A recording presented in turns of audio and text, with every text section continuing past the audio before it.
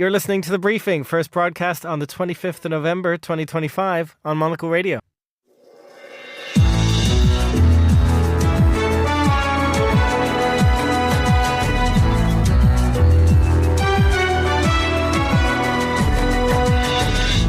Hello and welcome to The Briefing, broadcasting live from Studio One here at Midori House in London. I'm Chris Chermak. Coming up on today's programme, declining populations are a problem across Europe that very few governments have an answer for. We'll speak with the European Bank for Reconstruction and Development, which is sounding the alarm. After that, we'll turn to some urbanism news. Carlotta Rebello, what do you have for us? Hi Chris, we'll be looking at architecture as a profession in the United States, some rail news, and why urban travelling is the trend to look out for in 2026. Looking forward to that in a moment, and we'll speak with the director of the film Left-Handed Girl, Taiwan's entry into this year's Oscars. All that right here on The Briefing with me, Chris Chermak.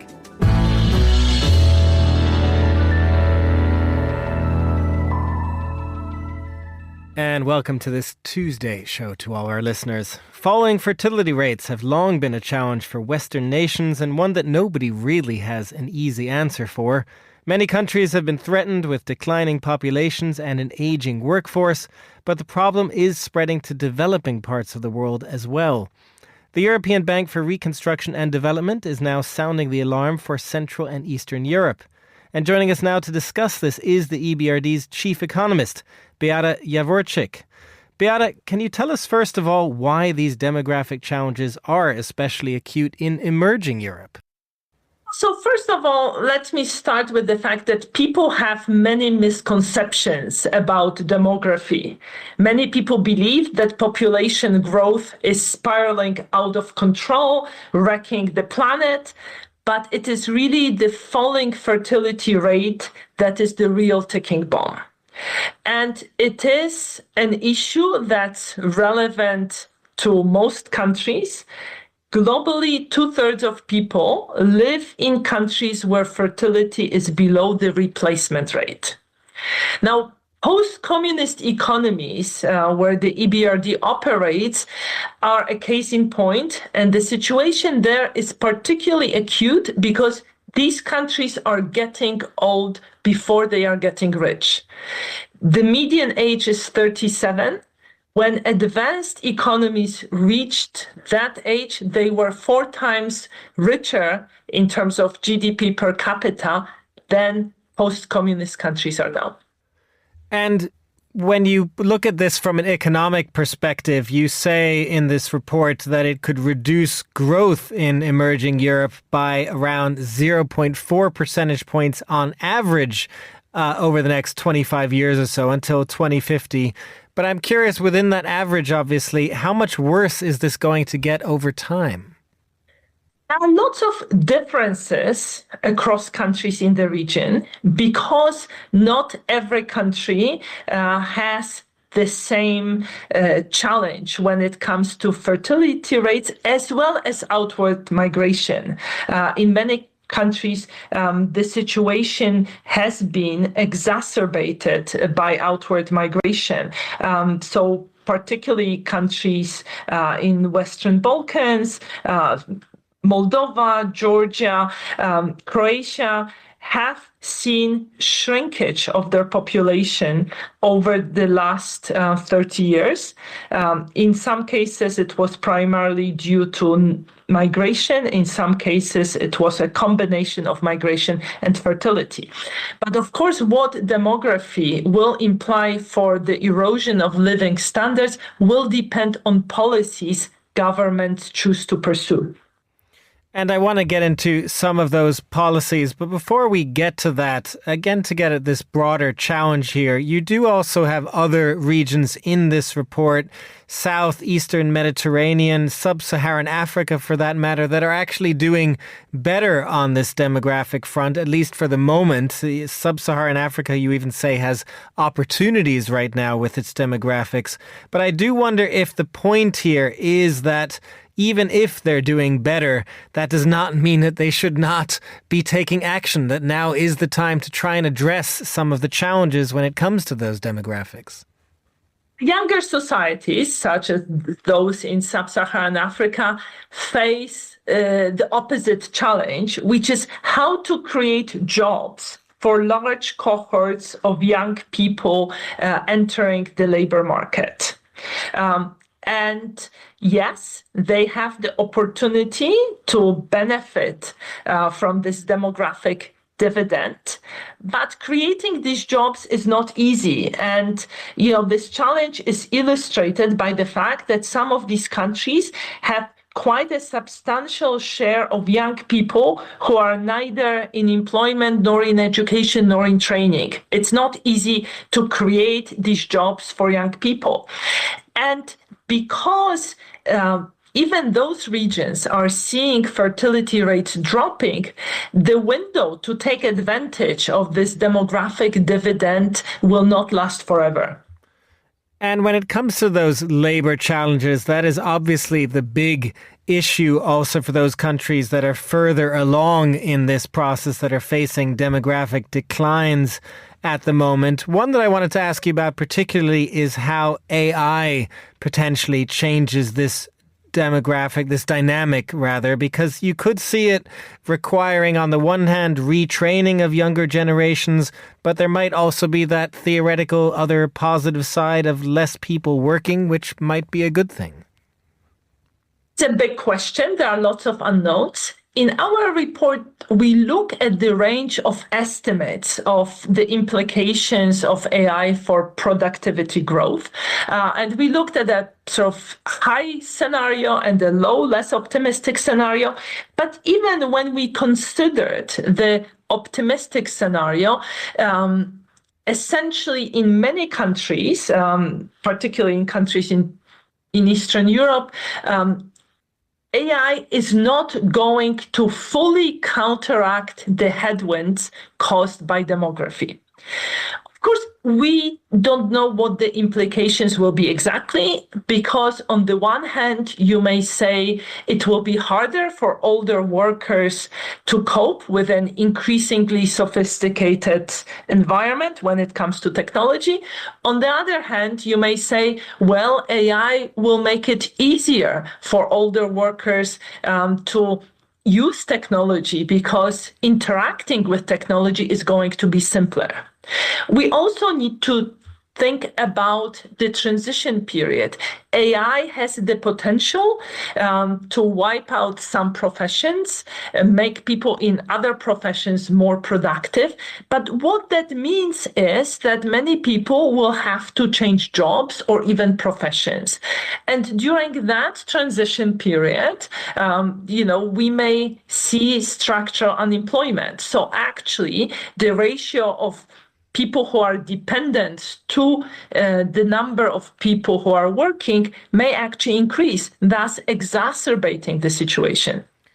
Now, Beata, you did touch on migration, and one thing that struck me in this report as well is that perhaps migration is the only easiest answer, in the sense that you also look at things trying to address fertility rates that really don't work, frankly, or at least you haven't found that they work anywhere. Migration is the one that is perhaps in theory the easiest, but I wonder if you can give us a sense of the numbers required there. You're not a politician, but presumably it requires numbers that are far beyond what is accepted today. Most countries are restricting migration at the moment. Indeed. So when you do a simulation and ask what is the migration rate that is needed to keep the share of employment in the population constant, so to keep it at the current levels, the numbers you get are very large. So they are between 1 and 2 percentage points of the population, of current population. Essentially bringing 1% of population from abroad every year, which is what would be required, is definitely not sustainable politically. It is, for post-communist countries, very different relative to their experience. These countries used to be sources of outward migration rather than recipient countries. And moreover, over the recent years and decades, we have seen that political acceptance of migration has gone down among people in the region. And more broadly, when it comes to the politics, you also discuss that as being part of the problem, generational divides on what needs to be done, general polarization as well, populist leaders, for that matter, preventing action on some of this. I won't get into all of that, but I do wonder for you, Beata, if there is one thing that we all need to agree on at this point when it comes to this demographic challenge, what would it be? I think we need to agree on the fact that we will have to work longer, that we will have to retire later if the system of pensions is to be sustainable and if we want to continue having, our current standard of living. Beata Jaworczyk, Chief Economist of the European Bank for Reconstruction and Development, thank you very much for joining us. And now here's Hassan Anderson with the day's other news headlines. Thanks, Chris. The United States has held unannounced talks with Russian officials in Abu Dhabi as part of a new push by Washington to end the war in Ukraine. More meetings are expected later today. Meanwhile, Kyiv was hit by a barrage of missiles and hundreds of drones overnight in an attack that killed at least 6 people. Pakistan has carried out deadly airstrikes in eastern Afghanistan, according to the Taliban. Islamabad's intelligence sources say the strikes targeted hideouts of the Pakistani Taliban group on the border of Khost, Kunar and Patika provinces. This comes a day after a suicide attack that targeted the paramilitary Federal Constabulary Force in the northwestern city of Peshawar. And a 65-year-old woman in Thailand, believed to have died, was rescued from her coffin alive just before her own cremation. The woman was declared dead by officials the night before, but when temple staff opened the coffin for final preparations, the woman moved. After being sent to hospital, it was confirmed that the woman had been suffering from critically low blood sugar levels. Those are today's headlines. Back to you, Chris. Thanks very much, Hassan. Time now for a roundup of urbanism news, and for that I am joined right here in the studio by Carlotta Rebello, Monocle's executive producer. Carlotta, good to have you in here. Hi, Chris. We have a few stories to get through that are quite interesting today, I have to say. One is this side of the U.S. I mean, I don't even know what to say about this, frankly. The idea that architecture is no longer being considered a professional degree. Well, I'm glad I could impress you with my story selection today. I'll take those notes for next time. But yes, this is all part of President Donald Trump's One Big Beautiful Bill that we've discussed here several times about some of the implications and the infrastructure as well. But one of the other sides is this provision on student loans. And that is changing with the bill from July next year, 2026, where borrowing amounts will change considering whether or not a degree is considered professional or not. And a provisional list of degrees that are not considered professional from then onwards include architecture. Now, this is part of a whole discussion about how to better regulate the practice, how to better educate as well in architecture and design. So it's really not great news because this essentially means that architects, along with other careers, will not be considered to have professional degrees. And this means that, not only will limit the amount of those that can access the profession to begin with, because if you cannot have a loan, as we know in the US, university fees are extremely high. Most people have to use student loans. It will make this a more elitist area, but also, makes you wonder what will that do to funding of universities and access to education. Do we have any sense of the why here? Is this something that any other countries have done for that matter, or is it just something that Donald Trump and the administration has considered to sort of downgrade architecture, consider it, I guess, more of like a trade? Well, it really is a decision by the Trump administration, and alongside the architecture degrees, surprisingly, nursing and accounting, to name just a few, are part of that list too. So it really makes you question and wonder what was the decision making behind this. Now, obviously, the American Institute of Architects has come out denouncing the policy, denouncing the move, saying you earned the title of architect after not just the educational side of it, but years and years of rigorous training. So to call it not a professionalized profession is insulting, to say the least. And again, I think it is really important to remember that all the innovation and moves that we've seen in architecture as an industry over the past few decades all have to do with the fact that more people from different backgrounds, from different nationalities, from different income levels, and from different,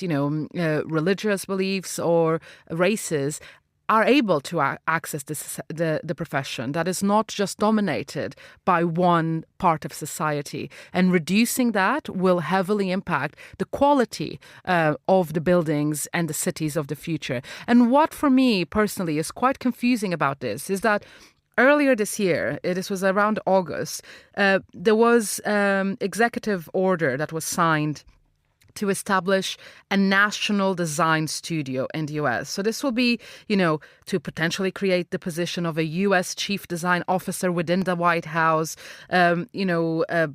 some things like to create guidelines on accessibility, modernize some of the transactions. So this is an administration that on one hand recognizes design as an important professional to the point that in the same way you have a national chief medical officer, they want to have a chief design officer. But then you have on the other side saying that architecture degrees are not professional ones. So it's really difficult to make sense of this one. Bit of a double standard. But let's move on to some other stories you have. One on trains in the US, something I, to be perfectly honest, have a love-hate relationship with, but Amtrak itself is actually doing pretty well. Amtrak is doing pretty well. It is an all-time record high for annual ridership, and this is the latest numbers say 34.5 million rides nationwide since October last year until September this year, and that's 5% increase from the previous year. Now, this is part of the slow progress of Amtrak to try to get people back on track, but as also ahead of the big news that the new Aero train sets, which we have talked about here before, are coming to Amtrak in 2026. This will heavily modernize the fleet. It will not necessarily make it high-speed rail, but it will make it faster for sure. But not just, it's part of this commitment to upgrade both capacity and service quality, and it's slowly paying off. It's great to see this rise in demand. 5% might not sound a lot, but slowly converting more people to Amtrak, it's how the company is going to be able to unlock more funding to finally expand to some of the lines it has, wanted to implement for years, for decades. So these are great news, and great news as well, even better, hopefully, when the new train sets enter into operation in mid-2026. It is interesting to see whether those new train sets as well might mean better coverage, more expanded coverage for Amtrak. Well, that is the hope. It is that, not just better coverage, but a new service as well, new services that could be launched. We need to remember that in late 2024, new services were launched out of Chicago, and I feel like these results these numbers are the result of some of those investments. When people are given an alternative that is, more affordable, more convenient, and fast, they will gravitate towards that. So I'm all here for it. We'll see how it goes for Amtrak. One more story you brought us, Carlotta, from your side, neck of the woods. You're celebrating Porto. The Portuguese city, has been voted the best tourism destination in Europe. Yes, this is part of the World Travel Awards, and we've covered some of the other categories last week, but I found it was quite interesting to see Porto emerge as Europe's best tourist destination, because traditionally you've seen this category be won by cities that have a beach presence or, a bit not so urban in that sense. And I think this really shows a trend that we've been seeing since the pandemic of this desire for urban travel. Cities that are more of a human scale, so not full of high rises, that are walkable. You can combine mobility, be it transit, surface transit, the metro, or micro-mobility solutions like e-scooters or e-bikes, for example, with walking, are rising more and more into the preferences lists of those traveling across Europe. The lineup also includes cities that in that sense are quite similar: Amsterdam, Barcelona, and Berlin as well. But this isn't the second year in a row for Porto, and it really is solidifying this idea that, what makes it stand out is this human scale of the streets, having the historic districts with a big campaign from City Hall to preserve them and to ensure that long-standing businesses stay there and are not replaced by chains. Having this independent business culture is quite important. But also, at the end of the day, we all love traveling for the food as well. Having a bit of a culinary identity always helps. So I feel for cities trying to figure out what could unlock some more visitors to them, this is quite a good wish list to look at. And in Porto's case, we just had mayoral elections in Portugal in October, and Rui Moreira, who had been the mayor, I believe, for three terms now, has stepped down and has now been replaced. So this is, I guess, a great way of marking the end of his mayorship, and all that investment in local businesses and in mobility has paid off. And we can only hope that with a new mayor, that investment continues, and Porto, maybe next year, for the third year in a row, will take the award again. They'll try to go for the trifecta. Carlotta Rebello, Monocle's executive producer, thank you very much for joining us. You're listening to The Briefing on Monocle Radio.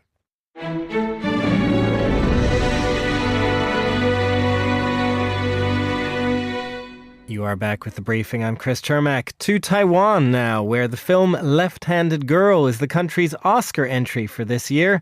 It was directed by Shi Ching-tzu, a longtime collaborator with the Oscar-winning director Sean Baker from Anora. Shi Ching-tzu also produced, edited and co-wrote this film. Monocle Radio's senior correspondent Fernando Augusto Pacheco met Shi Ching in London to discuss it. 我觉得这应该很奇妙。各位小朋友，我们今天有新同学哦。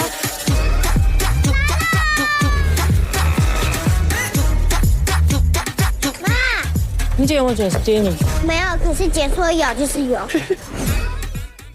Shi Ching-sung, what a pleasure talking to you. I loved Left-Handed Girl. What a beautiful film. My first question to you, is it true? I was reading an interview that, is there a personal touch to it as well? That when you were a kid, you were also kind of a left-handed girl as well? Yeah, but I didn't even remember that because I got corrected so early on. I probably in kindergarten by the teacher. So the first time I kind of recognized that was in high school. When I used a knife with my left hand, my grandfather told me it's a devil's hand. He scolded me. He was really strict.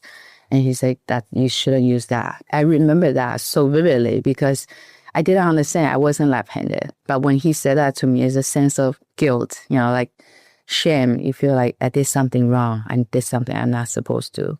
So I always remember that. And when I went to New York after I graduated from college, I went to get my master's degrees in media studies at New School. I ran into Sean in the editing class. And, we bonded through, we loved the same type of movie, like Dogma 95, war cinema, Korean cinema. So we kind of, telling ourselves, well, maybe we should make something together, because it's really rare you find somebody that like the same type of movie you like, you have sensibility. It's from there I told him about this thing my grandfather told me. So he thought that sounds like a wonderful idea to turn into a movie script. So that's in 2001, we went to Taiwan the first time to try to find a story. So, went all the way back to like 25 years ago. Amazing. I'm left-handed as well. So okay. I feel connected with that. So you didn't get corrected? No, good. But my father did. He was also left-handed and he was corrected at his time. But then things have changed. Right. What about Sean Baker? You have a very long-standing professional relationship with him. You guys met at university, right? Yeah, well, he already, when I went there, I was I was getting my master's degree, and he already graduated from Tisch he learned film with a very traditional film camera and cutting room, cutting the negative. So he went back to new school to learn the nonlinear editing, AB editing. So that's how we met. If I never met him in school, I'll probably never make movie because that wasn't my goal. I didn't even know that could be a career. Because coming from Taiwan, it's very traditional. They just want you to study. They want you to study and graduate and get a stable job, right? So being an artist is never really a goal or any. They don't want you to be an artist because it's unstable. So if I didn't meet him, I'll probably never make movie. And you both, I don't know, I'm guessing, but what I find it perhaps similar when you met creatively, because your films can be gritty, but also incredibly heartwarming at the same time. Do you know what I mean? It's almost like a beautiful fable in that sense, right? Mm-hmm.